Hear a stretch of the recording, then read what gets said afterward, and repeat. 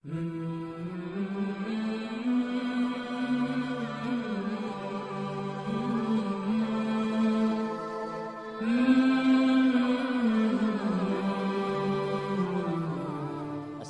علیکم۔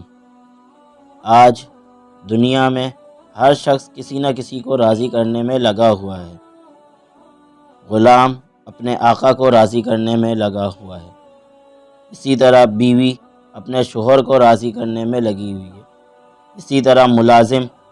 اپنے مالک کو خوش کرنے میں لگا ہوا ہے، اولاد اپنے والدین کو راضی کرنے کے فکر میں لگی ہوئی ہے۔ ہر شخص کا مقصد صرف یہی ہے کہ اگر سامنے والا شخص راضی ہو گیا تو میرا کام بن جائے گا، میرا کام ہو جائے گا، میری مشکلات آسان ہو جائیں گی، میری پریشانیاں دور ہو جائیں گی۔ مگر افسوس، آج جس کو ہمیں راضی کرنا تھا آج ہم اس کو بھلا بیٹھے ہیں، اس کو ناراض کر بیٹھے ہیں، اس سے دوری اختیار کر بیٹھے ہیں،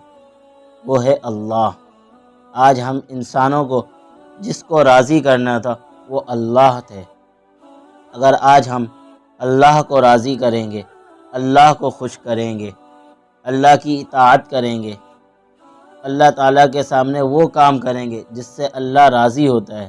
تو آج ہماری دنیا کی جتنی بھی مصیبتیں ہیں، جتنی بھی پریشانیاں ہیں، اللہ تعالیٰ ان ساری کے ساری پریشانیوں کو دور فرما دیں گے، ساری کی ساری پریشانیاں حل فرما دیں گے۔ اور اللہ تعالیٰ کو راضی کرنے کا طریقہ ہمیں آپ صلی اللہ علیہ وسلم نے بتا دیا ہے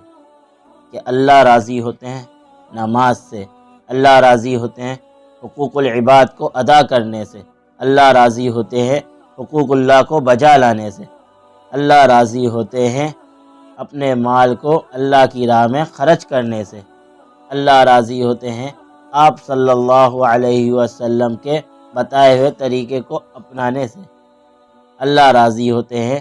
آپ صلی اللہ علیہ وسلم کی تعلیمات پر عمل کرنے سے، اللہ راضی ہوتے ہیں قرآن کی تلاوت کرنے سے۔ تو آج ہم اللہ کو راضی کریں، اللہ راضی